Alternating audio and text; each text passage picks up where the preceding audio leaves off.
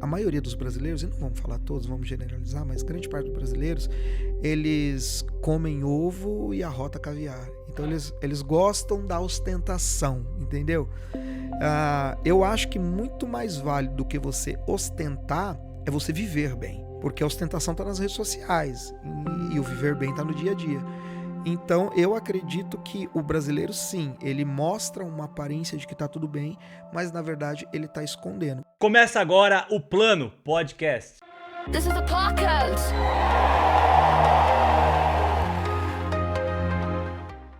Nem sempre a gente está no controle como a gente acha que está.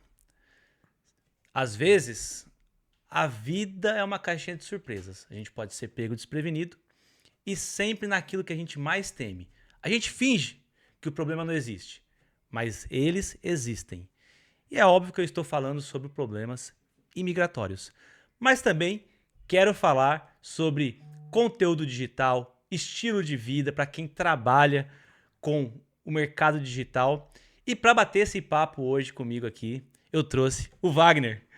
Seja muito bem-vindo, meu irmão. Ô, meu querido, obrigado pelo convite. Que honra, que Imagina, a honra honra é ter você minha, aqui. minha, totalmente minha. Seja muito bem-vindo. Espero que possamos aí, nesse bate-papo, nesse tempo de mesa, nos conhecer mais É verdade. e também poder falar daquilo que você faz, daquilo que você tem projetado, seus projetos que são muito interessantes. Eu acho que a galera vai gostar muito. Maravilha, tamo aí. Ah, legal. Antes da gente conversar, deixa eu só dar uns recadinhos aqui. Você que está assistindo a gente já sabe, deixa aquele like precioso.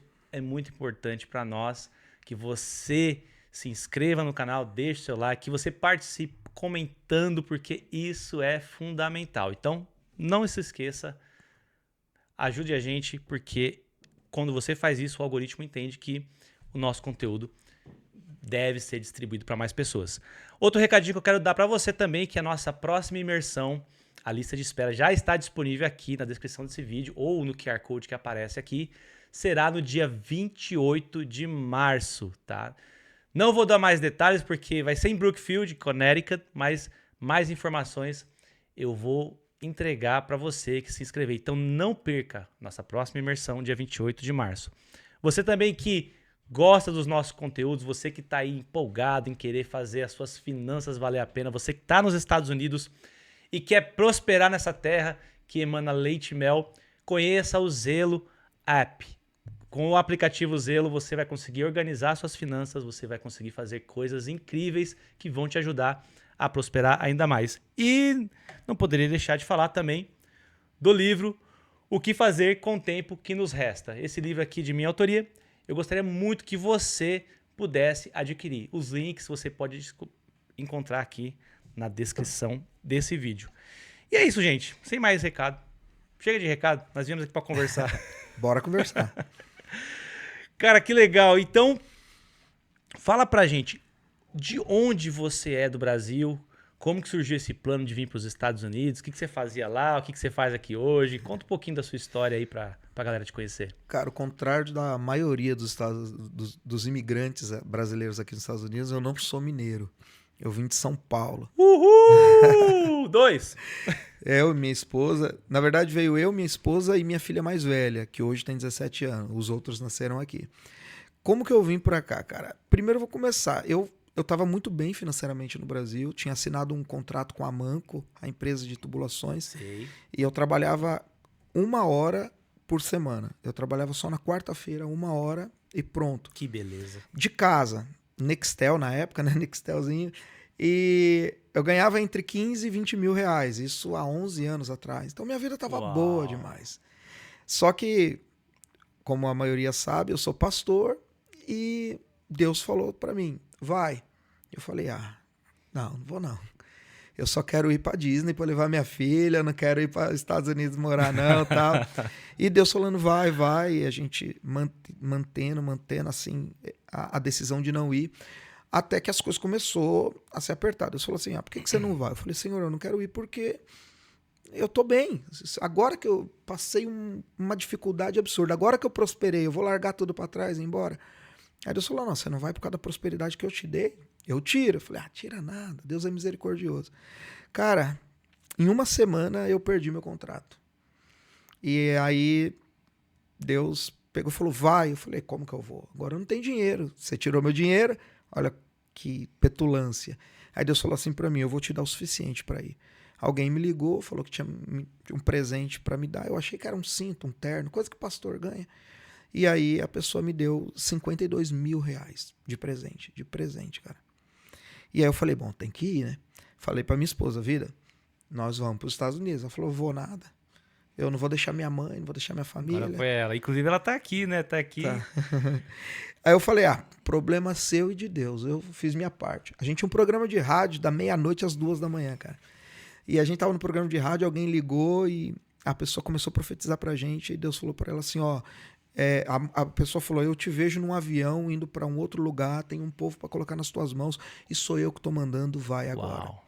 Aí a gente foi num culto no lar. Lá no Brasil tem muito culto no lar. A gente tava no culto no lar. Uma pessoa que a gente nunca viu na vida falou assim, eu vim aqui para falar com a pastora da igreja. Eu vim aqui porque Deus está dizendo, tem um povo esperando por você lá. E você vai sim. E aí ela decidiu vir. Aí eu fiz um culto, me despedi da igreja, só que eu não tinha tirado visto. Eu me despedi da igreja, fiz aquele culto, despedida, todo mundo chorando, tal. Vai quando, pastor? Eu falei, vou em março. Quando que o senhor tirou o visto? Eu falei, não tirei o visto ainda. Aí todo mundo, você é louco, você não vai conseguir o visto, é muito difícil, tal. E como eu tinha perdido o contrato com a Manco, eu estava desempregado. E eu falei para Deus, se eu for, eu não vou mentir. Eu sou radicalmente contra a mentira. E aí chegou na hora de preencher os documentos, nós colocamos lá, a empresa que preencheu pra gente falou, qual a sua ocupação? Eu falei, desempregado. Ela falou, você nunca vai passar. Eu falei, mas eu vou colocar o que eu tô, desempregado. Eu coloquei no formulário da imigração, do consulado, desempregado. E aí foi eu e mais 8 pessoas tirar o visto. Eu, minha esposa, meu pai, minha mãe, meu irmão, sobrinho, tio, prima, todo mundo. E por incrível que pareça, todos os vistos foram aprovados, mesmo eu estando desempregado. E aí foi assim, aí dia 21 de março eu cheguei aqui nos Estados Unidos de 2015, cara. Que incrível. De que lugar de São Paulo que eu nasci na região central, fui criado em Budas Artes, mas quando eu vim eu morava na região de Cotia ali, o Cinturão Verde de São Paulo. Eu conheço ali. Eu era da Zona Leste, né? Corintiano. Pronto, olha o cancelamento do canal acontecendo. Esconde as carteiras, né? Pode falar isso não. Ai, meu Deus. Cara, que legal. Em Budas Artes, Cotia. Eu trabalhei um tempo lá em Cotia. Uau. Eu fazia um trabalho de instalação de internet. Eu tinha que ir em Cotia. Eu saía da Zona Leste, ia lá em Cotia buscar. Trânsito de São muito Paulo, legal. aquela loucura toda. Eu pegava todos os trânsitos. Todos. Pegava da Zona Leste, do centro e continuando pra frente. Cara, que legal. E quanto tempo faz que você veio pros Estados Unidos? Cara, agora em março fazem 11 anos. 11 anos. A gente tem quase o mesmo tempo aqui. Legal. E como é que foi essa adaptação? Você chegou aqui com um filho, né? Com uma filha, né? Sim. Com uma filha. E vocês chegaram aqui, a época de calor, a época de frio, como é que foi isso? Como é que... Cara, eu cheguei... foi essa... Março é o final do frio e início de primavera. Vai falar que né? você chegou 15 de março também? Não, eu cheguei dia 21 de março. Quase, olha. Cara, mas eu cheguei, tava debaixo de neve até o pescoço. Tava muito frio, muita neve. E eu cheguei, fiquei em um hotel por 4 dias, e aí uma pessoa que era um conhecido distante, eu não tenho família aqui, não tenho irmão, não tenho primo, não tenho tio, não tenho amigo de infância, cara, foi uma pessoa conhecida da igreja que tinha me convidado, e aí eu vim, a pessoa me arrumou um emprego de lavar carro, na época era na Ford, só que a gente lavava em um lugar que não tinha aquecimento, a gente tinha que dar power wash do lado de fora. Aí quando eu ia para casa, o pé tava congelado para puxar meio assim, puxava congelado mesmo, com gelo mesmo, pé dormente, tudo. E foi bem difícil. Trabalhei ganhando $9 a hora quando cheguei aqui. E aí a gente foi como todo imigrante. Eu trabalhei lavando carro, trabalhei na construção.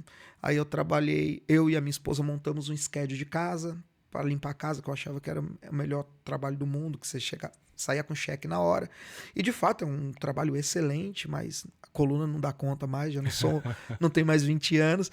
A gente trabalhou então limpando casa até que chegou a pandemia. Aí a pandemia mudou tudo. E depois da pandemia, o que você fez para se reinventar? O que você... Cara, a pandemia para mim foi uma das piores fases da minha vida e a melhor fase da minha vida. As piores fases da minha vida porque eu perdi meu pai por conta do Covid. Mas Uau. a melhor fase da minha vida, porque aqui na América foi a virada de chave da minha vida novamente, porque eu prosperei no Brasil, mas tinha perdido tudo. E antes da pandemia, eu comecei a vender pelo Amazon. Comecei a colocar umas coisas lá, vender e tal. Comprei um curso bacana. E aí chegou a pandemia, todo mundo começou a comprar online. E aí minhas vendas começaram a escalar. E aí eu comprei um curso que era o do momento. Paguei $7.000 no curso em inglês. Eu tinha que fazer o curso com a minha filha do lado traduzindo para mim, não falava inglês. E aí eu fiz esse curso e aí foi a hora que eu comecei a vender e comecei a ganhar dinheiro de verdade nos Estados Unidos. Aí 10, 20, 30 e foi subindo. Falei, caramba, achei a mina de ouro. Até passar a pandemia, o Trump colocar embargos, aí acabar a ilusão da China. Acabou a ilusão. Uau. Eu comprava produtos direto da China, mandava direto pro galpão do Amazon, eles embalavam, eles faziam tudo, eles vendiam, eu só recebia. Controlava os preços e recebia. Esse foi basicamente, então, os seus primeiros contatos com o mundo digital. Sim, porque no Brasil eu não trabalhava com digital. No Brasil eu trabalhava serviço tradicional, digamos assim. Legal. Já fez conteúdo pro YouTube, Instagram, TikTok, essas coisas? Cara, eu tenho cerca de 30 canais no YouTube. 30 canais? É uma Rapaz, eu operação com 2 bem não sei o grande. que eu faço da minha vida. Tem uns 30 canais do YouTube, mas em 15, 20 canais são laboratórios. São de teste, curva de aprendizado, essas coisas. Já flopei mais de 40 canais no processo. Mas eu tenho alguns canais bons. Se eu for somar os meus inscritos dos canais que são principais, dá uns 3 milhões de inscritos, mais ou menos. Uau, é muita gente. Tem umas placas lá de 100 mil, 1 milhão. Tem algumas Cara, plaquinhas que em fera. casa. Que fera. Vamos impulsionar esse podcast aqui, ó. Você que tá assistindo aí, gente, já viu, ó. Né, ajuda a gente aí, quando a pessoa engaja. Pegar a plaquinha de 1 milhão, né? Eu quero chegar nessa plaquinha aí, A gente não chegou nem na de 10 mil ainda. Que nem tem, né? Legal, E você já viu aqui algum momento, assim, de medo ou insegurança como imigrante? Passando essa fase que foi da pandemia, mas você viveu algum momento assim aqui? Cara, eu acho que o imigrante que não sentiu medo aqui, ele não migrou de verdade, porque primeiro que no começo a gente tem uma insegurança muito grande, porque no Brasil, querendo ou não, é nossa língua, é nossa cultura, a gente tá legalizado. Qualquer dor de barriga a gente corre pra mãe, pro irmão, pro tio, pro primo, pro vizinho, pro amigo de infância. Aqui não. Aqui eu cheguei, eu tive uma lição dura que eu trouxe pro empreendedorismo. Ninguém vem te salvar, cara. É você e você. Aí a gente tem que colocar Deus na frente, a fé como base, e falar, Senhor, é nós dois. E eu sou o homem, o sacerdote do lar, o alicerce da família. Então foi muito difícil, sem carro, não tinha carro para fazer compra, a gente tinha que sair a pé para fazer compra, aquele monte de sacola, filho pequeno. A esposa entediada, ela cuidava de criança dentro de casa. Aí quando chegava do trabalho, ela estava entediada que ela tinha passado o dia inteiro em casa. Aí eu ia pro Walmart, pra gente ficar andando no Walmart, não conhecia ninguém, não tinha ninguém, não tinha nem televisão em casa, a gente não tinha como pagar a televisão. E a gente ficou com muito medo de não dar errado e voltar com uma mão na frente e outra atrás. E aí também alguns momentos sentimos muito medo da imigração, né? Ser preso, o que vai acontecer com a minha filha, o que vai acontecer com a minha família, o que eu vou fazer, eu não tenho dinheiro para pagar advogado, e aí... Então, assim, a insegurança bateu muitos momentos. É bom falar disso aí, que esse assunto ele vai levar a gente para algo que a gente quer falar daqui a pouco, de um projeto seu. Sim. Mas antes de chegar lá, teve algum episódio específico, algo que marcou você profundamente desde que você chegou aqui? Algo que aconteceu? Cara, um trabalho que eu tive. Eu tive um trabalho que eu polia pedra de mármores, tampos de cozinha, essas coisas. Era um trabalho até bem remunerado. E eu combinei uma coisa com o meu patrão, a hora de entrar, a hora de sair, salário. Era lá em Beacon Falls, dava uns 35, 40 minutos de Denver. E eu comecei a trabalhar, a primeira semana foi um mar de rosas. A segunda semana, cara, o cara não deixava a gente sair. Era eu e mais um hispano. E eu trabalhava até meia-noite, 1, 2 da manhã, e pra sair era com briga, que ele não queria que a gente viesse. E eu saía 2 da manhã, 7 horas tinha que voltar. E constante ameaça. Tipo, você vai ser deportado, você não tem documento, você não fala inglês, você não vai conseguir nada, tua família vai passar fome. Bem traumático, assim. Ele nunca agrediu, não, mas se eu falasse eu vou embora, ele começava a gritar, jogar as coisas pra cima, jogar as coisas no chão, completamente descontrolado, alienado. E ali eu fiz tudo, cara. Desde limpar esgoto, polir pedra, instalar, que não estava no combinado. E ele pegava o forklift, pegava as pedras, os slabs de pedra, cara, e ele ia, pra não balançar, eu tinha que ficar embaixo, segurando. Só que aquilo é por pressão, cara. Qualquer oscilada que a pedra dava, aquilo escaparia e caía em cima de mim. Eu me acidentei uma vez, eu fui fazer uma instalação com ele, a choca tava assim, ele desamarrou, mandou segurar e desamarrou. Só que tinha 4 slabs de pedra, evidentemente eu não ia aguentar. Aquilo caiu, imprensou minha mão na choca dele e atingiu meu tendão e eu imobilizei a mão. Eu fiquei 3 meses sem poder mexer a mão. Só que na primeira semana ele me mandou embora e era no inverno. E eu fiquei 5 meses desempregado. Com 3 meses minha mão já estava boa, mas eu não consegui emprego, porque era no inverno. Fiquei 5 meses desempregado. Meu aluguel atrasou 5 meses. O aluguel da igreja que eu que pagava, porque a igreja é pequena, atrasou 5 meses. Uau. A gente teve que fazer coxinha para poder sobreviver e sair entregando sem GPS, porque eu não tinha dinheiro para pagar a linha telefônica. Então a gente passou um momento muito difícil essa época. Ou seja, se um conterrâneo teu lá do Brasil pedir um iPhone pra você, capaz de você mandar uma Havaiana pra ele, né? É complicado. Caramba, meu, que história. Eu sei porque a sua história, você contando isso, eu já ouvi muitas histórias aqui. Não só por conta do podcast. A ideia do podcast foi atrás de história, porque eu já vi tanta história. Eu falei, eu queria tanto ter tido um tempo de mesa como eu tive e gravar essas pessoas falando. Eu já vi muitas histórias e, assim, muitas tem a ver com o que você está falando. Trabalhar para uma pessoa narcisista, uma pessoa que quer exercer poder, domínio sobre você, sabe? Isso é muito complicado. Isso é muito complicado. E é por isso que eu falo sempre. Não, e eu saí, ele ainda não me pagou o que estava na casa. Não pagou? Não Ou seja, pagou. ainda tomou um calote. Tomei um calote. E é complicado, hein? Foi Meu bastante. Deus Mas do céu. Deus deu vitória. E que momento que você percebeu, usando esse contexto seu, que momento você percebeu que muitos imigrantes vivem no improviso? Cara, eu sou pastor e nós tivemos um episódio muito, muito marcante para mim.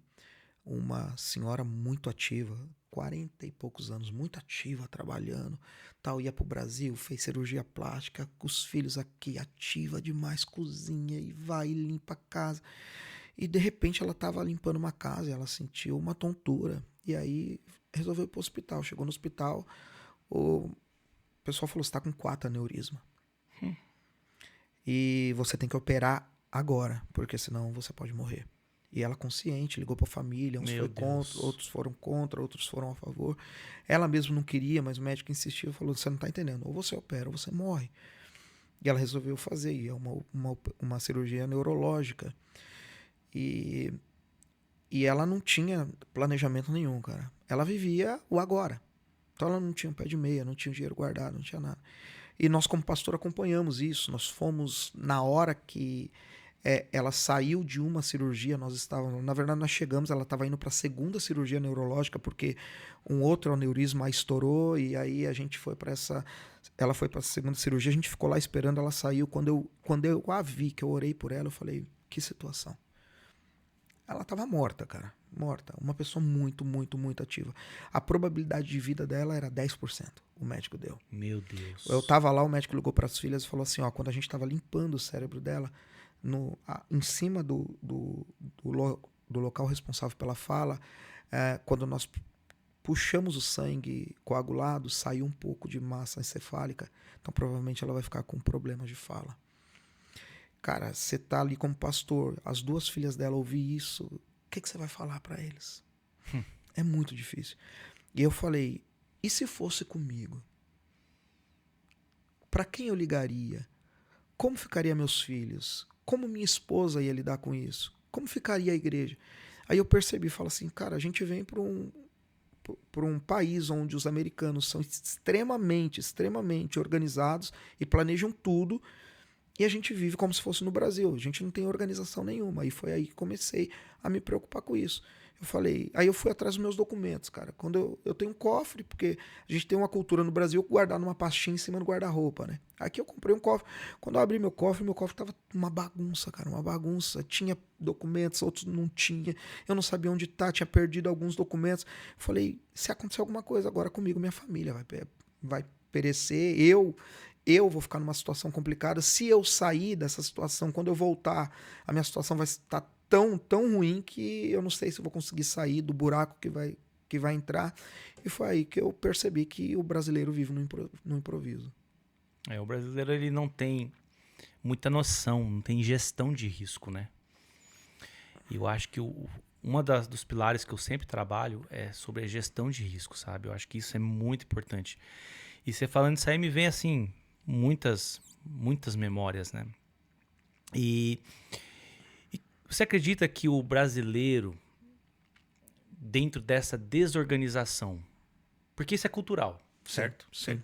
Você entende como cultural, assim como eu. Porque eu também eu não aprendi nada na escola, não aprendi a administrar finanças, muito pouco sobre a organização da vida. A gente aprende que a gente tem que trabalhar, estudar, fazer a faculdade para ganhar melhor, trabalhar, pagar os impostos e se aposentar.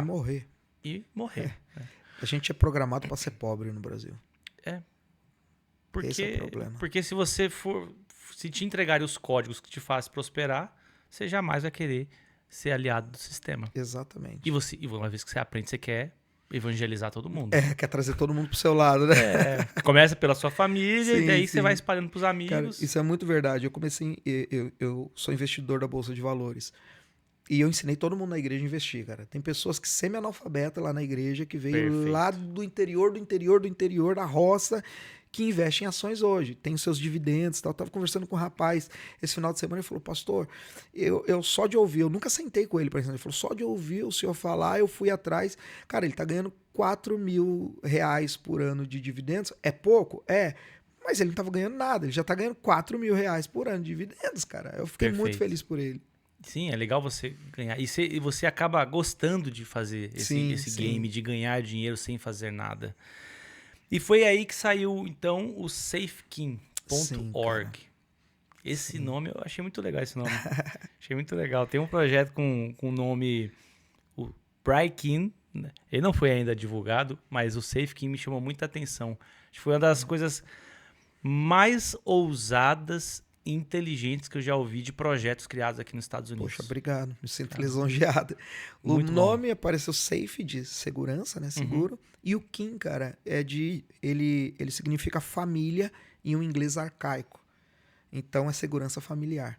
Legal. Foi aí. E nasceu justamente da desorganização do imigrante e com uma dor que era minha. Eu estava desorganizado. E como eu estava desorganizado, eu falei, cara, não dá. E para você ter uma noção, esse projeto nasceu mais voltado para uma emergência hospitalar, um acidente, alguma coisa. E depois ele foi adaptado para a realidade do imigrante, que eu acho que é a dor maior aqui do imigrante aqui nos Estados Unidos. E aí foi exatamente isso que aconteceu. Aí eu falei, eu vou atrás de um advogado para me organizar. Aí eu fui atrás de um advogado, falei, cara, eu preciso de 5 procurações.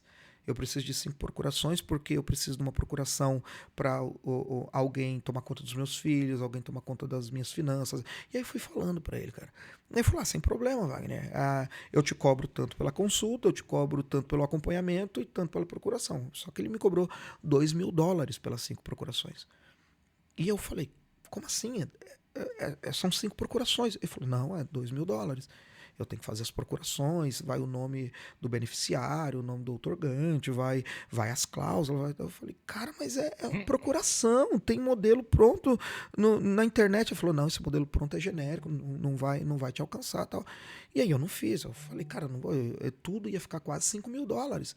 Eu falei, cara, eu não tenho esse dinheiro para gastar com advogado para me organizar caso aconteça alguma coisa. E aí eu fiquei revoltado, falei, não, preciso de alguma coisa que dá essa segurança, dá essa organização e que o cara não precisa gastar muito. E aí foi onde eu resolvi montar o Safekin. Aí eu montei lá nós temos também, além das procurações, as 5 procurações que eu procurei na época, eu coloquei dentro do SafeKey. E eu coloquei uma procuração que ela é gerada na hora, cara, que o cara coloca lá, gerar procuração, ela é gerada na hora, dependendo do lugar onde você mora, tudo, coloca o nome do seu contato de emergência, o seu nome, coloca o nome dos seus filhos, puxa tudo automático. E é amplamente aceita nos 50 estados americanos, independente. 50 estados? Em todos, Que legal. todos os sistemas. Foi muito trabalhoso. O que cada procuração ela te beneficia? Cara, deixa eu ver se eu lembro as 5, mas assim, uma é para filhos, para você poder pegar filhos na escola, por exemplo. Eu vi um caso de uma Entendi. mulher que ela foi presa e os filhos dela ficou na escola e o estado levou os filhos pro abrigo, porque ninguém foi buscar. E eles ligaram pro contato de emergência da escola, ninguém atendeu. E foi levado para um abrigo. Olha a situação. Além dela ter o problema dela imigratório, tinha o problema dos filhos no abrigo de reaver a guarda das crianças. Então tem uma procuração para cuidar dos filhos, tirar os filhos da escola ou do daycare ou de qualquer outro lugar. Tem uma procuração de autorização de viagem, caso precise. A pessoa, Deus o livre guarde, que isso não vai acontecer, mas a pessoa é deportada e os filhos ficam aqui. Tem o contato de emergência dela, tem a autorização através da procuração, de viajar com os filhos e levar os filhos dela para o Brasil, para que não fique longe dos pais. Nós temos procuração financeira para a pessoa cuidar dos seus ativos financeiros, o que vai fazer com a casa, o que vai fazer com o carro. O dinheiro da finança está no banco, mas ninguém pode acessar, porque a pessoa, em tese, está presa, então ali tem os acessos do banco. Tem procuração que engloba todas as áreas necessárias para que você não fique de mãos e pés atados. E nós estamos vendo mais 4 procurações para colocar no sistema. Subiu uma atualização. Olha que eu nem lancei o sistema ainda, viu? E, por exemplo, alguma dessas procurações ajudam a você, por exemplo, a negociar um bem? Por exemplo, Sim. a pessoa foi deportada. A pessoa Sim. não está mais aqui, mas ela consegue deixar essa procuração para um terceiro A poder procuração resolver. das finanças, ela te dá direito de mexer na conta bancária e de vender, negociar casa, carro, qualquer ativo financeiro. Qualquer ativo financeiro essa procuração dá. Mas lembrando, quem entra no sistema não é obrigado a dar todas as procurações. Por exemplo, a pessoa fala assim, eu quero dar a procuração dos filhos, mas eu não quero dar a procuração das finanças. Não tem problema, você vai gerar a procuração que você quiser para a pessoa. E a procuração ela é muito bacana, que uma dificuldade que eu vi também é que a maioria das procurações ela tem validade indeterminada. E aí, Deus o livre guarde, eu sou preso, você fica com a minha procuração.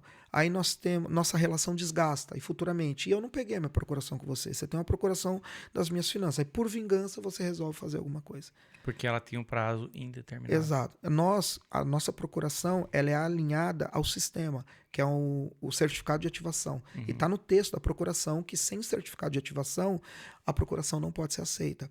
Ou seja, tem um certificado de ativação com QR Code que o juiz ou o diretor da escola, qualquer um, pode escanear e vai para uma landing page que vai mostrar se aquele certificado está ativo, se ele está expirado ou se ele foi revogado. Se ele tiver revogado ou expirado, eles não podem aceitar. E se ele estiver ativo, eles aceitam. Por padrão, ele tem uma validade de 30 dias. Quando você gera a procuração. Na verdade, quando você aciona o botão de pânico, o certificado é gerado automaticamente. Mas ele pode, por exemplo, você foi preso e resolveu isso no dia seguinte. Você vai lá no sistema e revoga o certificado de ativação, ou seja, a procuração continua válida, mas o certificado foi anulado. Ela não pode ser usada, mas ela é válida. Se outra coisa acontecer e você acionar o botão de pânico novamente, um novo certificado vai ser gerado e aquela procuração, ela continua valendo da mesma forma que antes. E ela passa a ter vigência a partir daquela data que você acionou. Exatamente. O botão de pânico. Exatamente. Legal, quero que você fale um pouquinho mais desse botão de pânico. E que outros tipos de situações o projeto, o SafeKey, ele ajuda a prevenir? Então, cara, nós temos lá uma seção de documentos. Lá eu tenho mais ou menos uns 30 a 40 documentos ensinando e educando o imigrante. Então lá nós temos guias, nós temos kits que vai ensinar, por exemplo, vou dar alguns exemplos aqui que me vem à memória, o que fazer quando a imigração bater na tua porta. O que fazer se você for parado por uma batida imigratória. qual a orientação que você tem que dar para o seu contato de emergência fazer com os teus filhos se você for preso. Uhum. Então, assim, tem todas as situações imagináveis e possíveis lá dentro, onde nós educamos, porque a gente trabalha na prevenção e organização. Um dado interessante, dados federais aqui do governo dos Estados Unidos, diz que a pessoa que se previne, tem um plano estrutural, ela tem 5 vezes mais chance de ter uma atitude eficaz na hora de uma emergência. Cara, são 500% a mais de chance. Uhum. É muita coisa, é muita coisa. Aí você pega um outro dado do FEMA, cara, o FEMA você conhece, também é do governo federal. Você pega um dado do FEMA que diz assim que cada $1 investido em prevenção, ele economiza $6 em emergências futuras. Então, cada $1 que você investe aqui para se organizar e se prevenir, ele retorna $6 em economia para você lá na frente. Então, você não se organizar e não se prevenir, desculpa a polêmica, é burrice. Sim. Porque a prevenção não é paranoia, né? Prevenção é estratégia. Você precisa ser estrategicamente protegido. E o SafeKey está aí para te ajudar nisso. Sabe o que é engraçado?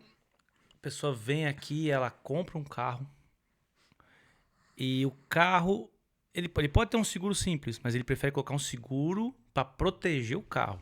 Do que proteger a família. Ele compra um iPhone, Sim. e já sai de lá com uma seguro. película especial, uma capinha melhor que vai proteger. O meu tem a película. Sim. O meu tem, também. Né, tem a capinha anti-queda e ainda tem um seguro, que se da quebrar, Apple. Uhum. tem $15 que eu pago a mais.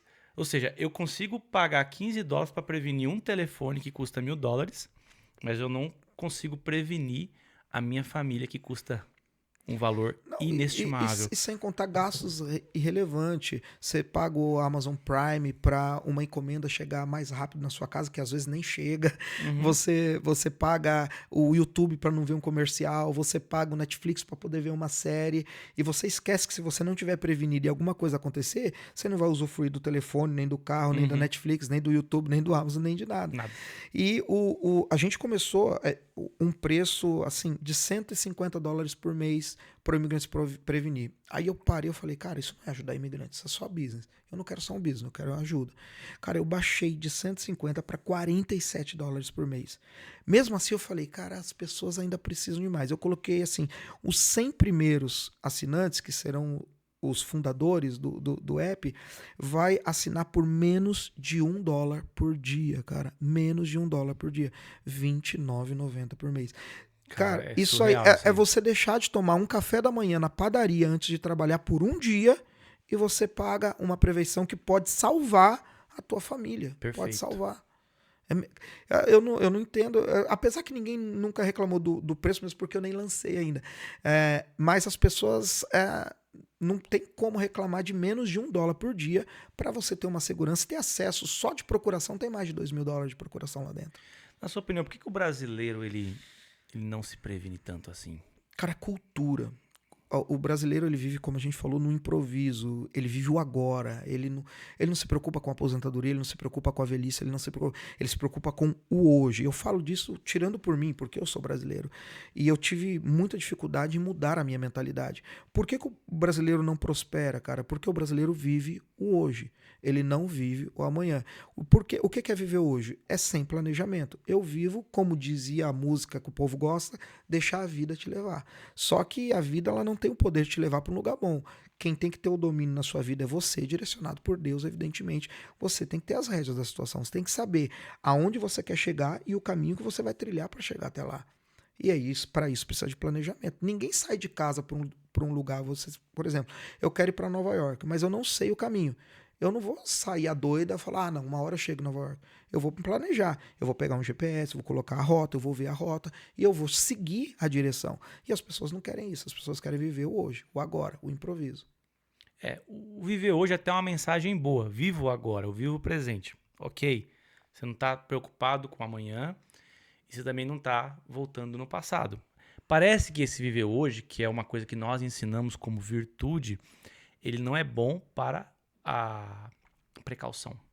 Mas assim, O viver hoje é muito bom se você pegar pelo ângulo certo. Por exemplo, eu conheço pessoas aqui que moram, como eu falei para você antes, eu conheço pessoas aqui que moram há 30 anos, nunca foram em Nova York porque só quer trabalhar, só quer juntar Aí é. dinheiro. Por exemplo, eu tenho pessoas aqui que criaram os filhos aqui, Uhum. os filhos ficaram adultos e nunca visitou a Disney. Nunca levou a criança para ir na Disney. Porque eles só querem viver o amanhã e ainda de forma desordenada. O vivo hoje que eu penso é: aproveite, vive a vida, curta a tua família, Isso. curta o teu dinheiro. O teu dinheiro é para trazer conforto, para Uhum. trazer lazer, para trazer segurança. Mas não deixe de planejar o futuro, não deixe de ter organização, prevenção e segurança para tua família. Porque, cara, a gente é imigrante, hoje a gente pode ter dinheiro, Uhum. amanhã a gente pode não ter. E aí? E quando chegar na hora que você não tem, o que você vai fazer? Será que você tem um pé de meia? Será que você tem uma prevenção? Será que você tem uma organização? Será que você consegue passar por aquele momento difícil? Eu fiquei 5 meses desempregado, como eu disse, e eu não tinha nenhuma reserva. Nenhuma. Por isso que foi um momento muito difícil. Hoje, se eu ficasse 5 meses desempregado, hoje para mim eu passaria e não seria. Seria preocupante? Sim, mas não traumático. E nem para mim, nem para minha família. Eu entendo o que você está falando. E você percebe que aqui o brasileiro imigrante, ele vive não despreocupado, mas ele vive fingindo que tá tudo bem, mesmo tendo medo, mas ele finge que tá bem.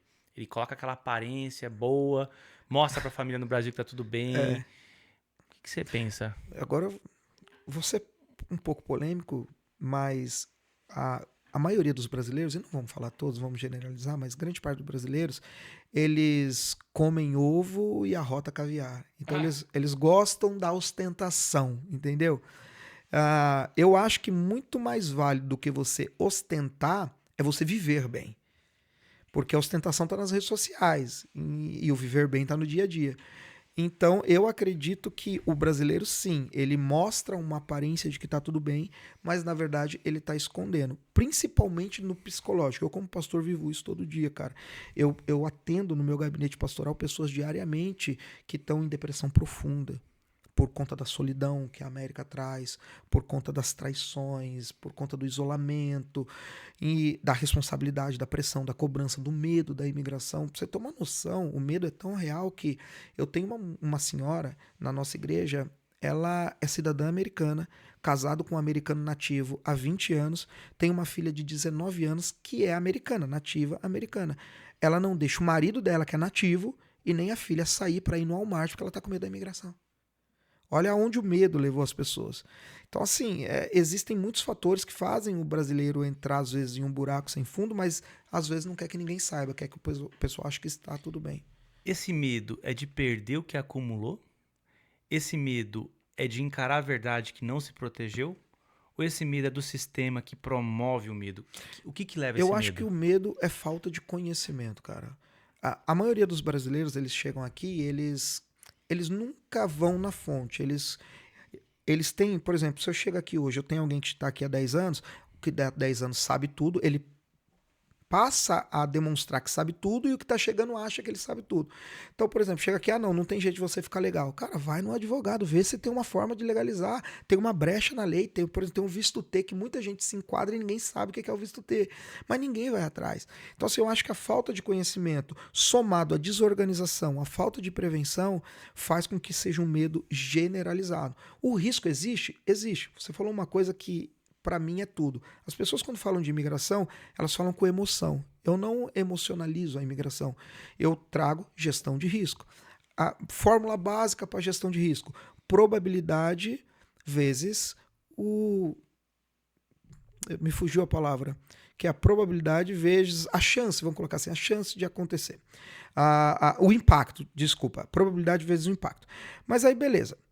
Probabilidade é pequena de eu ser preso? Eu tô em Canérica, eu tô num estado santuário, tal, beleza. Mas se eu for, qual o impacto que isso vai trazer? O impacto é desastroso, é desesperador? Cara, então eu preciso tomar cuidado, eu preciso me proteger. Então é risco calculado. O risco calculado ele é controlável. O risco que não é calculado, ele traz caos, desespero e pode trazer até uma deportação, Deus livre e guarde, que não aconteça com quem está ouvindo a gente. E quando assim uma emergência acontece, qual que é o erro mais comum das famílias? Cara, o erro mais comum das famílias primeiro é o financeiro. eles mandam tudo pro Brasil e não tem nada aqui. A gente vê frequentemente pessoas sendo presas fazendo vaquinhas na internet. Eu sou contra? Não, não sou contra. Eu até ajudo, cara. Mas isso é falta de planejamento, falta de prevenção, de organização. Então, o maior erro é o financeiro. Mas o segundo maior erro que eu acho é a informação. A pessoa não tem informação. A pessoa não sabe quais são os seus direitos, cara. Por exemplo, ninguém sabe. O primeiro mandato do Trump, ele lançou uma lei que ninguém poderia ser deportado sem defesa se tivesse mais de 2 anos nos Estados Unidos. Cara, você tem uma drive lá, você tem alguma coisa, você mostrou pra imigração que tem mais de 2 anos, você pode até ser preso, mas você não vai ser deportado automaticamente se você tem mais de 2 anos nos Estados Unidos. A maioria não sabe disso, porque não sabe os próprios direitos, entendeu? Não sabe até onde pode ir, o que pode fazer, o que tem direito, o que não tem, o que vai acontecer. Pra todo mundo se eu ser preso, vou ser deportado. Aí tem os outros que é muito tranquilo até demais. Ah, não, só estão prendendo quem tem antecedentes criminais. Aí vou trazer uns dados que são alarmantes. Por exemplo, de 2024 até 2026, cerca de uma média de 300 a 400 mil imigrantes estão sendo presos e deportados, cara. É quase 500 mil de pessoas. Só que se você pegar os presos, 40% dos que foram presos não tinham antecedentes criminais. E mesmo assim foram presos. Então as pessoas, não, eu nunca cometi um crime, então eu tô tranquilo, eu tô protegido. Não, cara. A probabilidade de ser deportado é menor se você tiver organização e prevenção. Por exemplo, teve um caso de uma mulher que ela foi deportada, cara, porque o advogado que a família contratou não conseguiu dar entrada na defesa porque não encontrou os documentos dela. Sem documento, a corte não aceita. E aí? E ela não sabia, ela não lembrava, ela falou que estava num lugar e não estava. E aí eu falo, você tem os seus documentos tudo guardado no mesmo lugar? Você tem todas as procurações que você precisa? Você sabe agir em todas as situações? Você sabe como proceder, como fazer? As pessoas, se caso você for preso, a sua família vai saber na hora? Vai saber a sua localização, aonde você foi preso, para saber para onde você foi levado? Tem um rapaz que ele foi preso pela imigração em Massachusetts, cara. Ele é cristão, ele tinha ganhado cerca de 800 pessoas para Jesus na escola. E foi uma comoção, porque ninguém sabia onde ele estava. Até a prefeita da cidade entrou em contato com a ICE e exigiu que falasse onde ele estava, porque ele desapareceu. Ninguém falava onde ele estava, ninguém sabia onde ele estava. E aí? O que você vai fazer numa situação dessa? Não tem advogado que resolveu, não teve polícia, não tinha ninguém. Você vai recorrer a quem, cara? Nem é o dinheiro governo. resolveria. Não resolve. A pessoa sumiu. Exato, desapareceu. O que você vai fazer? Você não sabe se mataram, você não sabe se levou para longe, você não sabe se prenderam, você não sabe, aquela angústia. Então, assim, por exemplo, o SafeKey, ele tem localização por GPS. Quando você aciona o botão de pânico, na hora, o seu contato de emergência vai receber a pasta de tudo que você precisa e a sua localização. Vai lá no mapa, abre o Google Maps e mostra a rua, o local que você estava, o número da casa que você estava.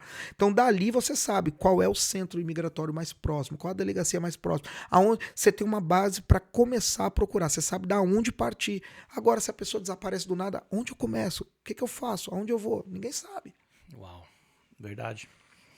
E o que significa para você ter um plano organizado antes do inesperado? Um bom plano. Um plano organizado significa diminuir risco, controlar risco, gerir o seu risco. Porque, cara, se você é preso, Deus o livre guarde, mas você é preso, a pessoa recebe automaticamente todas as procurações, todos os acessos que ela precisa, recebe as orientações que eu deixei do que vai ser feito. Eu sei que eu vou ser preso agora, cara, e daqui meia hora, 1 hora, vai ter um advogado, vai ter alguém, vai ter alguma pessoa atrás de mim. Isso, toda vez que eu abro o meu aplicativo e eu vejo o botão de pânico, cara, eu durmo mais tranquilo. E eu fui lá no programa de rádio da Gabi Lima, ela falou, Wagner, desde quando eu fiz a conta no SafeKey, eu dei uma conta demo pra ela, falou, desde quando eu fiz a conta no SafeKey, cara, é uma segurança que eu não sei explicar. Eu e meu marido falam, cara, graças a Deus, porque se acontecer alguma coisa, é só acionar aqui, tá tudo resolvido. Não vai precisar a pessoa ir atrás, ficar sabendo, esperar você voltar para casa, você não voltar, sabe? Não tem, porque quando você é preso, você não pode usar telefone, você não pode ligar, você não pode fazer nada, você tá preso. Às vezes eles deixam você fazer a ligação 24 até 48 horas depois. Tem casos que nem ligação eles deixam fazer, porque, cara, eles estão, não vamos generalizar, mas tem lugares que estão tratando imigrante igual lixo. É a escória humana. Então, para eles, na cabeça deles, você não tem direito a nada. Ainda que a lei nos dê direito, você preso, fazer valer os seus direitos lá dentro é muito difícil. Você não é advogado, você não tem conhecimento de lei, você não sabe nada. Como que você vai fazer isso? Então, quando você é preso, se alguém já... Opa, não, esse aí você trata de qualquer jeito, não porque ele tem alguém por ele. Ó, tá aqui, tá advogado, tá... Inclusive, o teu contato de emergência no SafeKey pode ser o seu próprio advogado. Você pá, o teu advogado recebe na hora, ele na hora liga, entra em contato, vai te visitar. É muito mais seguro, é muito mais tranquilo. Sensacional. Sensacional. Cara, e na prática esse sistema que você criou, o SafeKey, ele como é que ele é? Ele é digital, consultivo? Como é que ele funciona? Você baixa um aplicativo no seu celular? Ele é um app PWA. Ele não vai baixar na loja da Apple, porque como é um assunto imigratório, a loja da Apple tem muitas restrições, porque eles consideram polêmico e tal.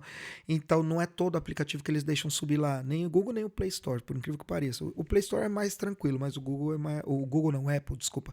O Apple é mais chato. Então, eu fiz um PWA, que você baixa do próprio site, entendeu? É muito fácil. No próprio aplicativo tem te ensinando como fazer isso. E quando você abre o aplicativo, vai ter na tela lá um botão de pânico, que é a sua proteção. E você vai ter um onboard guiado. Então, o próprio aplicativo vai te guiar aonde você tem que ir e o que você tem que fazer para que você esteja protegido. Lá nós temos as procurações, você gera a procuração. Evidentemente, eu não tenho poder, apesar de eu ser notário público, eu não tenho poder de notarizar online uma procuração, porque o estado de Connecticut não me dá essa oportunidade. Até o de Nova York, da Pensilvânia, dá essa autonomia, mas eu deveria morar lá. Então, como notário de Connecticut, eu não tenho essa autonomia. Então, o que você vai ter que fazer? Você vai ter que imprimir a sua procuração, assinar e notarizar. Cara, você não precisa ir na corte. É um notário público. Vai pagar $5. Vai notarizar, você vai tirar uma foto e subir para o aplicativo de novo. E aí lá no aplicativo tem o cofre digital. O cofre digital vai ter todas as suas informações. Você vai poder colocar cópias de documento, números de documento, tem formulários de acesso bancário, tem formulários de ficha médica, tem formulários de lista de desejos, tem carta de orientação para os seus contatos de emergência, que pode ser até 2 contatos, e você vai poder fazer tudo isso. Aí alguém me perguntou assim, Wagner, mas meus dados vai estar expostos. Isso minha pergunta. É uma preocupação. Cara, eu me preocupei com isso. E eu coloquei uma camada de criptografia, você é desenvolvedor, você sabe muito bem disso, eu coloquei uma camada de criptografia que é uma das camadas usadas pelo governo dos Estados Unidos, pelas Forças Armadas Americanas e pelos bancos americanos. Ela é muito, muito robusta. Os meus programadores falaram assim, Wagner, não precisa tudo isso. Você não vai guardar código de míssil. Eu falei, cara, para mim, pessoas são mais importantes do que mísseis. Porque os mísseis foram inventados para proteger pessoas. Então, eu não estou protegendo o código de míssil, mas eu estou protegendo a dignidade do imigrante brasileiro ou hispano, que a gente também atende os hispanos, nos Estados Unidos. Então, assim, quase, não vou dizer que é impossível, porque nada é impossível, mas quase impossível alguém furar essa criptografia. Me custou muito trabalho para fazer isso, mas graças a Deus está de pé. Então, assim, é a mesma segurança que você tem em colocar o teu dinheiro no banco, ou a mesma tranquilidade que você dorme sabendo que os Estados Unidos está protegido pelo exército americano, é a segurança que você vai ter com seus dados no SafeKey. Perfeito. E quem deveria ter essa... A gente está falando aqui sobre a imigração da pessoa que está vivendo aqui numa situação irregular, a gente está colocando nesse nicho de pessoas. Mas, por exemplo, quem deveria se atentar a esse tipo de coisa? Porque eu entendo que se uma pessoa morrer, também ela deveria ter os seus documentos muito bem organizados. A gente confia muito nas pastinhas, né? As pastinhas. O package de plano B. Né? A gente tá na era digital, não se usa mais pastinhas. Né? Mas tem, eu sei. Não deveria se usar, né? Mas ainda se utiliza. Cara, eu sou suspeito de falar porque eu sou o idealizador e o dono do app. Mas, na minha opinião, todos deveriam ter. Os irregulares e os que estão em situação legal. Por quê? Como eu disse, ele foi inicialmente idealizado para uma emergência médica. Qualquer um pode ter um aneurisma, como a senhora que eu disse. E só a nível de informação. Hoje, graças a Deus, um milagre de Deus, foi um milagre. A senhora se recuperou e está bem. Graças a Deus, a do aneurisma. Ela já trabalha, já dirige, ela está bem, graças a Deus. Graças a Deus. Mas então, todos, inclusive eu, estamos sujeitos a uma emergência médica. Ou, Deus o livre guarde, você perde o controle do carro, capota em uma ribanceira, fica no meio do mato, as pessoas passam na estrada e não vê seu carro. O que você vai fazer? Às vezes você, antes de desmaiar, antes de perder a consciência, a única coisa que você consegue fazer é acionar o botão de pânico. Sua família vai ter a localização exata de onde você está para ir te buscar. Então, na minha opinião, qualquer um, sendo legalizado ou não, deveria ter o app para organizar e prevenir não só a imigração, mas qualquer outra situação de emergência. Interessante demais. Esse botão aí, esse aplicativo tem que ser instalado, inclusive, nos carros. É verdade. Por uma exemplo, ideia. uma situação dessa, e qualquer, tem sei lá, algum funcionamento eletrônico dentro de casa também que pudesse resolver. Alguma coisa do tipo. Sequestro, Muito até interessante. sequestro relâmpago, você fez isso, você tá com seu celular ali, acionou, o sequestrador pode te levar para qualquer lugar, a polícia vai te achar pelo app da sua família. Porque quando eu aciono o botão de pânico, o app ele gera automaticamente uma landing page, cara, e manda para o contato de emergência. Nessa landing page tem o link do cofre digital onde tem todas as informações. Então, assim, a pessoa recebe tudo que ela precisa sobre você, tudo. E nessa landing page tem a localização pelo GPS. Perfeito. Deixa eu até lançar para encerrar o aplicativo, então, é safekin.org. Tá? A gente vai colocar aqui embaixo, aqui no rodapé aqui. Espero, editor, coloque isso aí para nós. Importantíssimo.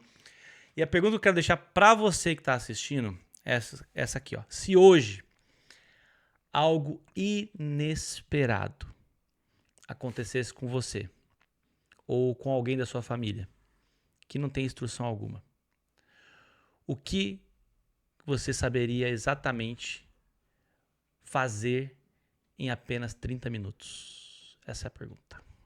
Eu acho interessante a gente fazer essa pergunta para o pessoal entender o grau, a gravidade. Ou seja, aquele lance, não deixar para depois. Exato. Cara, deixar para depois eu acho que é um risco muito grande. Agora você falou 30 minutos. O acionamento do contato de emergência pelo WhatsApp, pelo e-mail, leva só 1,3 segundos pelo SafeKey. Então, em 1,3 segundos, o teu contato de emergência já tem tudo que precisa para te ajudar, aonde você estiver. Cara, isso é muito rápido. É muito rápido. É muito rápido. É mais rápido que você ligar para alguém. Sim, ligou, até ligar, discar, a pessoa atender, o SafeKey já fez tudo. A pessoa já recebeu. E recebe por e-mail, só que e-mail nem todo mundo vê, mas recebe pelo WhatsApp. Todo mundo vê o WhatsApp. Recebe na hora. Pá, o WhatsApp chega ali na hora.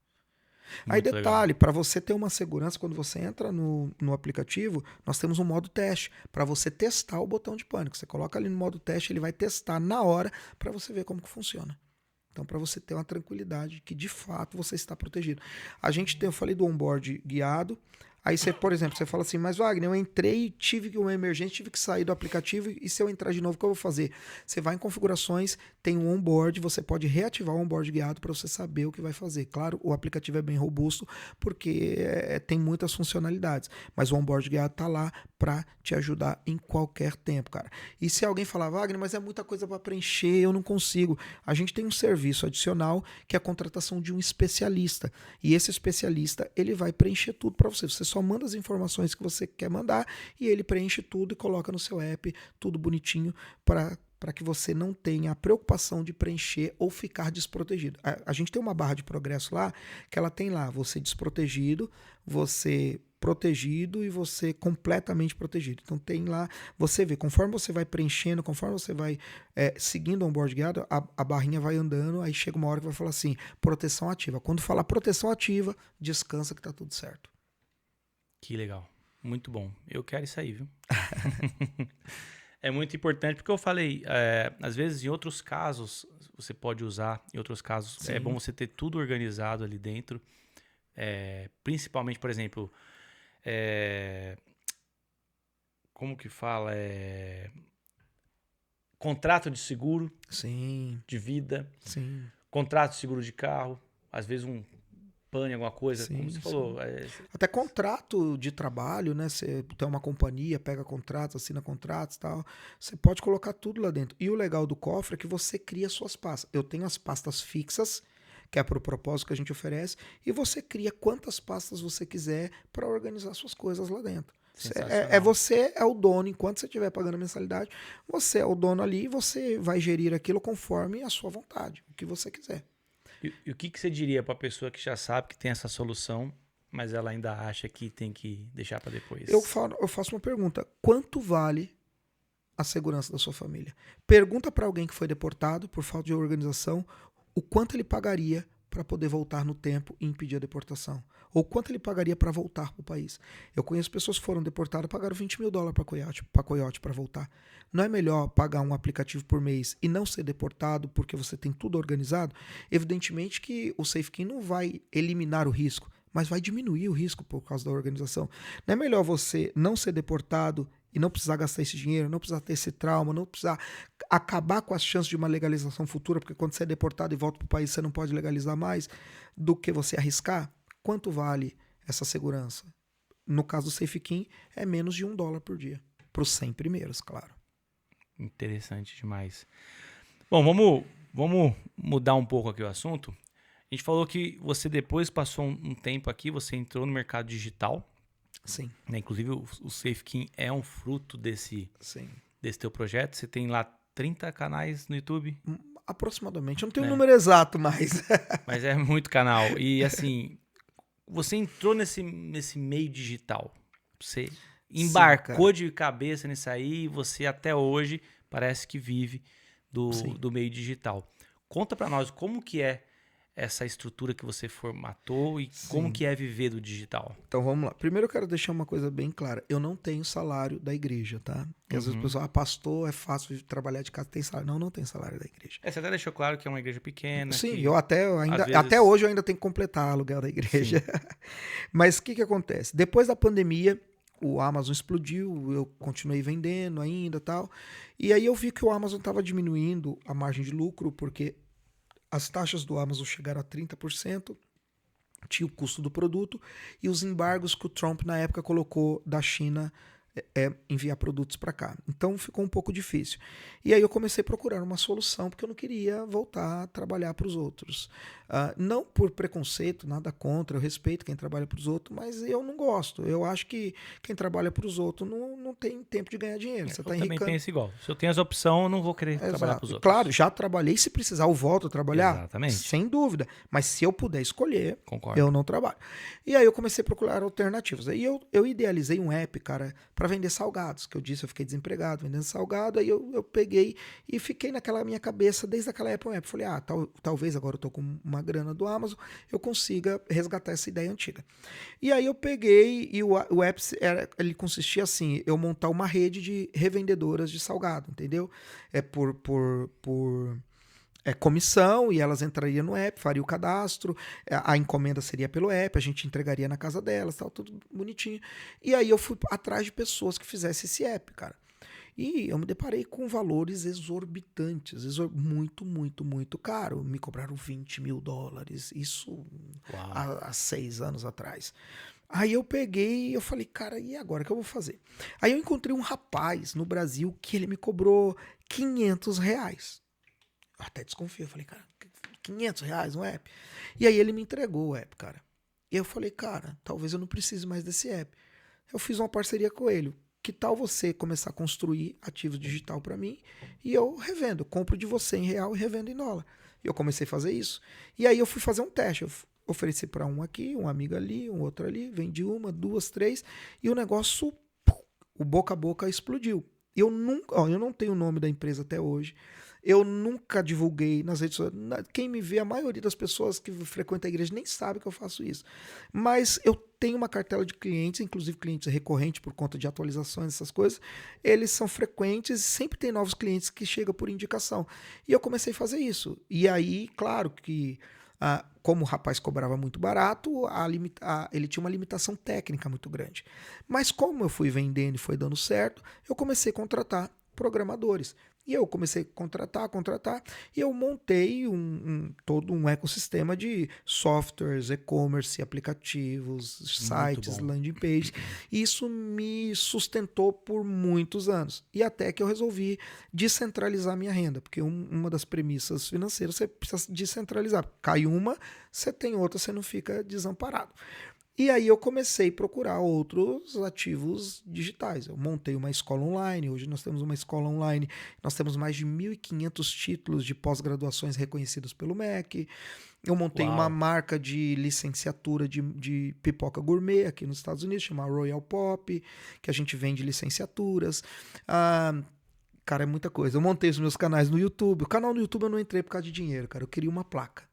Meu sonho era uma placa do YouTube. Eu quero uma placa de 100 mil. A minha esposa falou, vida, tenta, né? Mas é difícil. Eu falei, tá bom. Comecei a estudar, comprar curso, estudar. E aí comecei a montar. Faz só 2 anos que eu entrei no YouTube. E aí eu comecei a fazer. E aí chegou a primeira, a segunda, a terceira, a quarta, a quinta placa.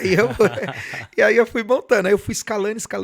Aí ficou uma coisa gigantesca. Hoje, graças a Deus, me dá um retorno financeiro bem satisfatório. Hoje eu tenho uma equipe que cuida dos vídeos, mas eu comecei eu mesmo, Wagner, fazendo. E aí eu, graças a Deus, não tenho não só de 100 mil, mas como eu tenho de 1 milhão também, e nos próximos meses tá chegando mais algumas placas. E aí eu fui fazendo, cara, fui entrando, aí eu entrei na questão do infoprodutos afiliados, não gostei, não me dei bem.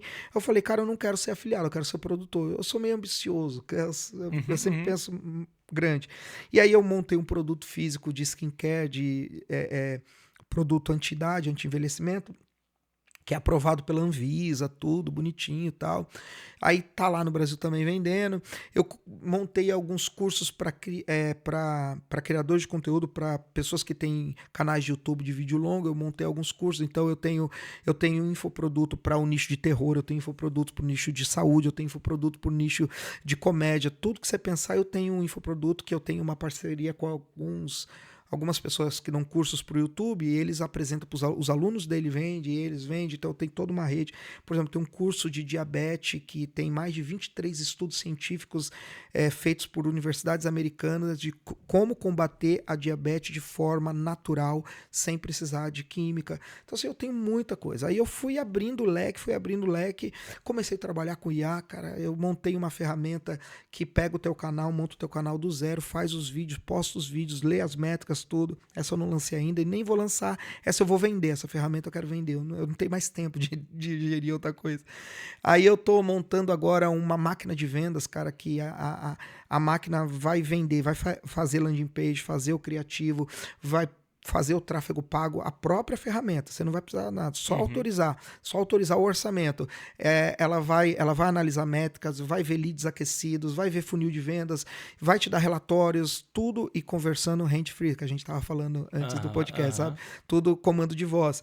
Tô montando essa tá no meio aí, essa aí tá no, eu tava trabalhando nela antes de vir para cá. Então assim, aí eu tô no digital agora até o pescoço, não tem como sair mais.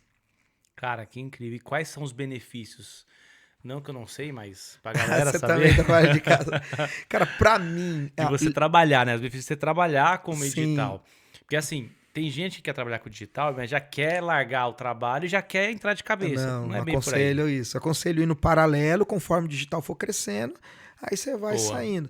Mas assim, o meu principal benefício é liberdade financeira.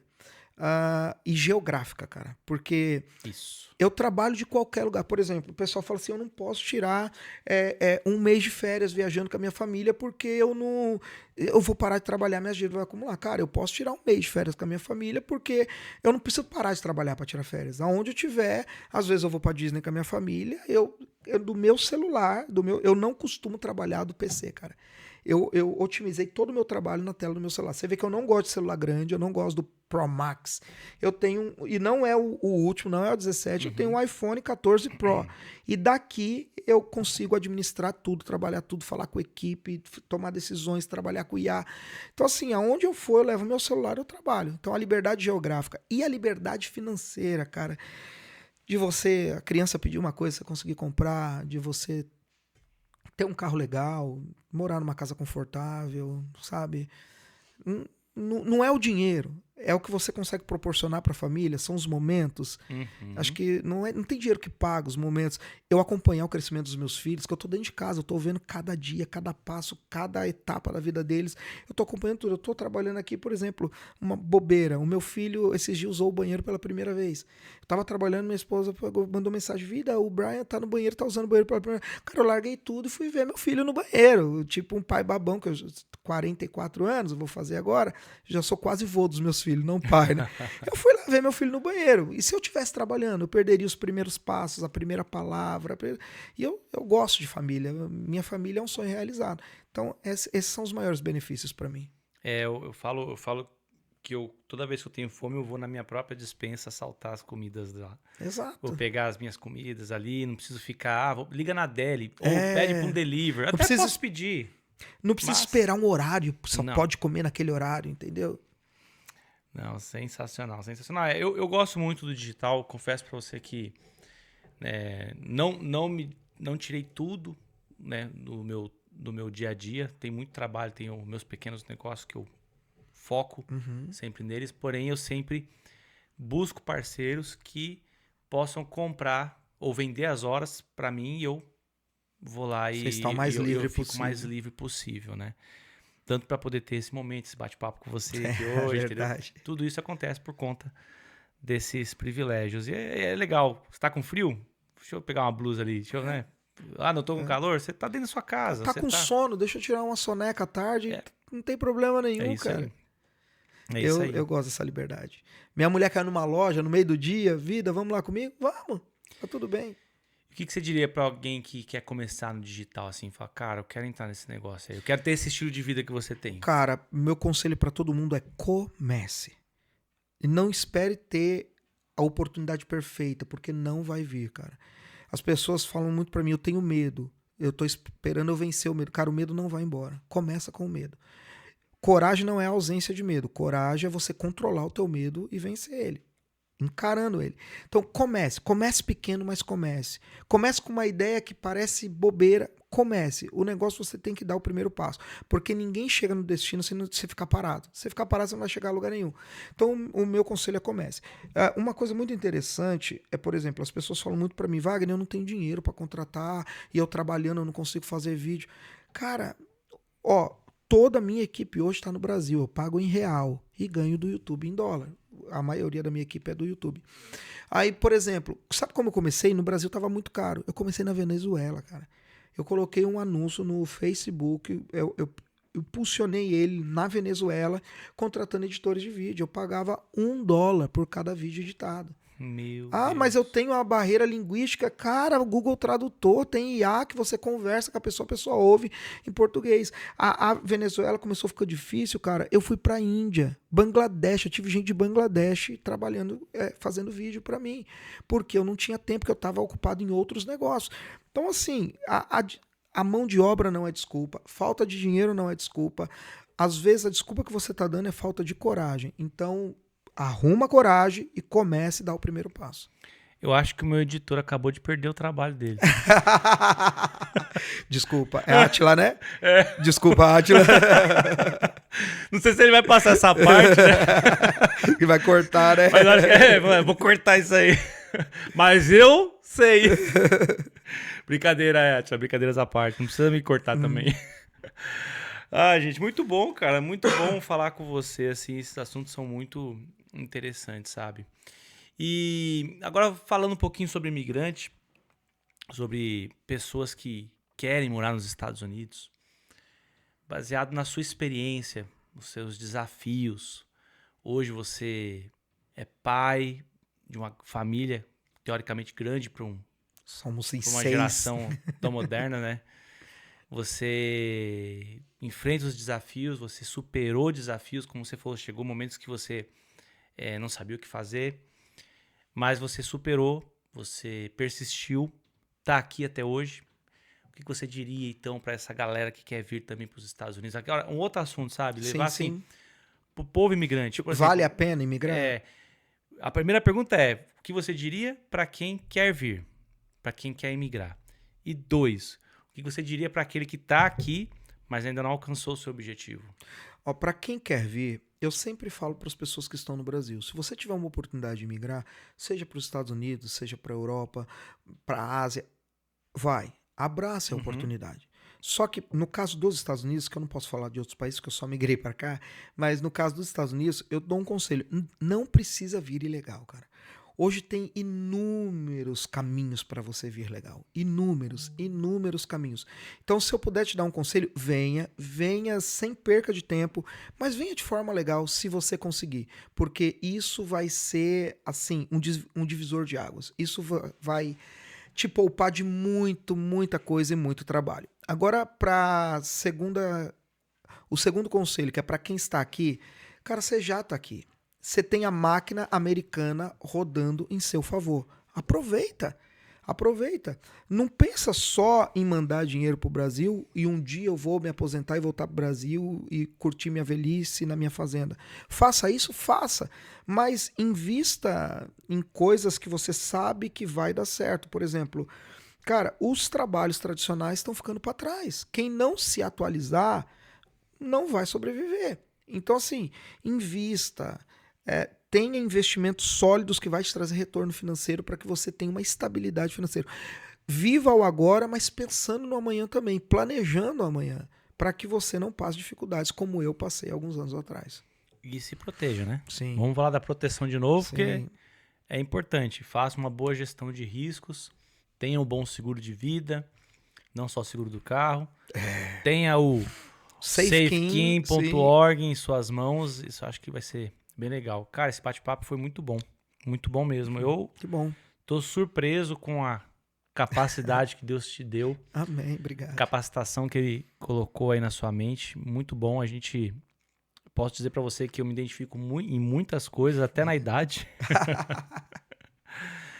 E agora a quantidade de filhos, eu acho que eu vou ter que...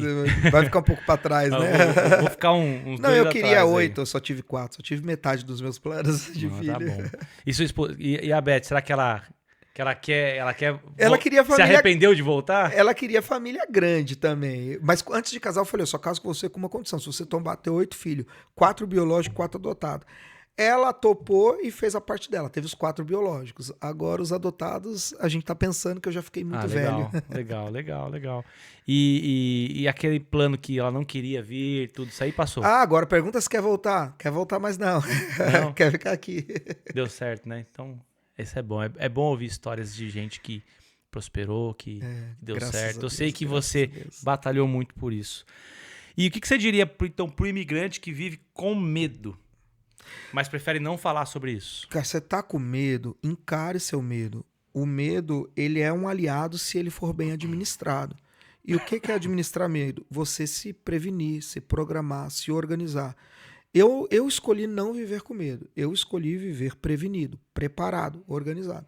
Eu não tenho medo da imigração, porque eu sei que se ela me pega hoje, eu estou preparado para ela, entendeu? E não é só porque eu estou em processo de legalização.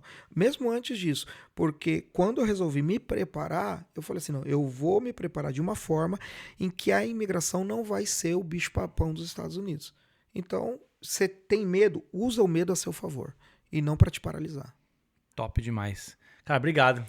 Eu que te agradeço, Muito Daniel. bom esse bate-papo. Obrigado pelo muito convite. bom esse tempo aqui. Eu vou falar pra você, deixar aqui um desafio aqui, ó. Um desafio, hein, ó. Se chegarmos aqui a uns 100 comentários, acho que vai ser fácil 100 comentários, né? Porque 100 comentários, pra quem tem páginas, vai ser muito fácil, né? Se você... Um detalhe, nenhum dos canais do YouTube eu apareço, viu? Nenhum. Legal. Todo dark. Eu vivo no anonimato, eu amo anonimato. Que legal, cara, que legal. Hoje nós quebramos essa parte.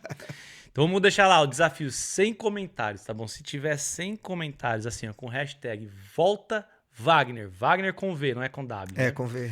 Volta Wagner. Se vocês colocarem aí, eu vou chamá-lo novamente, porque a gente vai falar um pouco sobre inteligência artificial, usar ela como negócio. Aí, ele sabe papo. muito, ele já testou muita papo. ferramenta. Eu acho legal a gente usar esse conhecimento aí para trazer, Tem bastante papo. abrir portas, porque, como Sim. você disse, tem muito trabalho que vai deixar de existir Sim.